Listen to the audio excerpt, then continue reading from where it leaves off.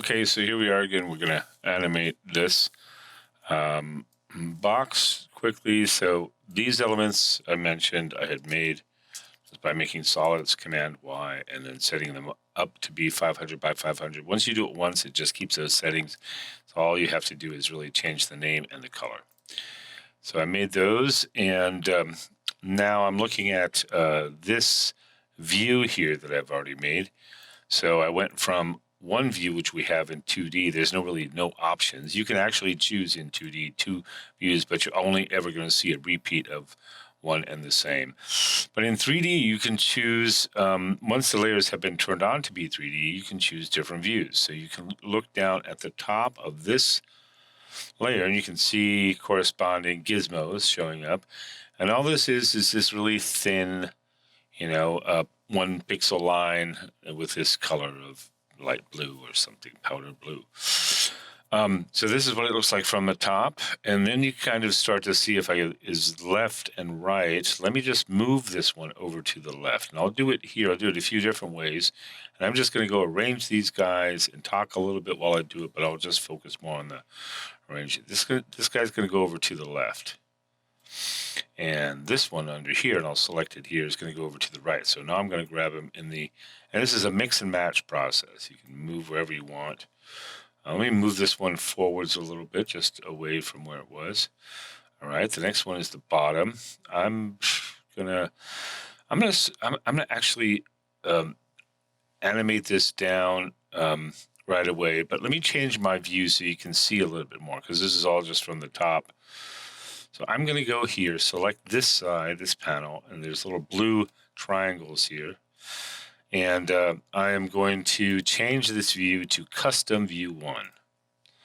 All right, and that shows me like a little bit more kind of from this side angle or orthogonal angle, whatever, how these are stacking up or lining up or anything like that. So this one's supposed to be bottom.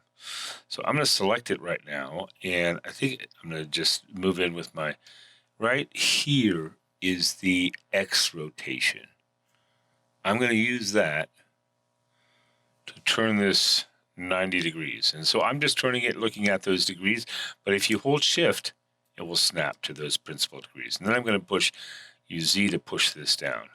Same thing over here. The yellow one, I'll hold shift to move that up. So now I have bottom, top, left, right. And now all that's remaining are the easy ones. This goes to the back of the box, and this comes to the front of the box. These still have to be swiveled, so I'm going to select this, and with this gizmo, hold shift 90, and hold shift 90. And this is new, as I mentioned, from 2005. So this is custom view that I did a lot of this movement on just because it comes from the side. This is what I'm actually looking at. If I were to hit render right now, this is what comes out, the active camera. So let's bring these guys together. And so to do that, here's a cool tool. I'm in my normal selection and move tool, the normal arrow tool. And if I have that selected, then I will have, sometimes with some tools, like a lot of tools you have, well, not with a magnifier and not with the hand, so with those you don't. But like, for example, if you click on the shape tools, you have corresponding options to the right, right? And you have that, I guess, with the paint tool. Anyway, you get the idea. Here's with anchor point, you have this as well. But with this snapping, with this move and selection tool, you have there's a whole bunch of corresponding options, but the one I'm interested right here is this one, snapping. So what that will do is basically snap different layers together, align them, and align their edges. The important thing to get is that it really matters where you select. So let me say this again. So if I select in the middle, I'll be trying to snap the pixels in the middle to something. If I select the right corner, those will snap to some area that I drag this to, and correspondingly here and here. I want to do this actually. I want this corner to snap to this corner. All right, and if I grab this and snapping is on, you'll get this little square that snaps up there, and you'll get 2 squares when it actually has that. So this makes it really easy to snap things together. So now for here, I'm not going to be able to grab around the corner, so I really want to turn this whole thing. I can still get this one in here, but let me just turn it anyway. This is how I'm going to turn it.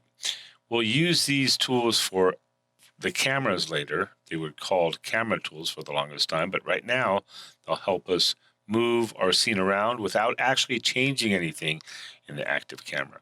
So if I go over here to the orbit tool, orbit around cursor is fine. These differences are pretty small.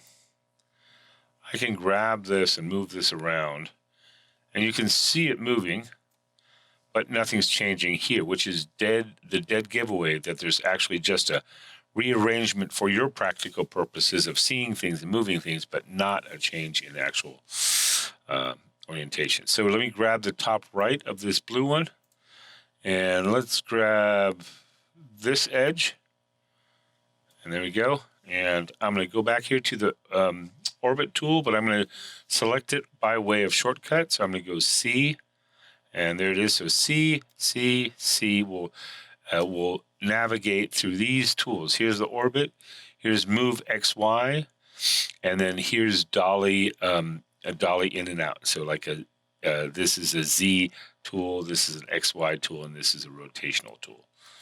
All right, so I'm back to rotation. Let me move this up here because I want to put this bottom on there. And sometimes things just look kind of weird, so that's what we're getting used to with this 3D space. There we go, that should be it. All right, so this is what you ultimately should have and end up like, and I will come back right after this. Let me just rotate this into a cooler position. Yep, is it doing anything? No, it is not. It is just arranging things for my kind of posing pleasure, but it's not actually affecting the look.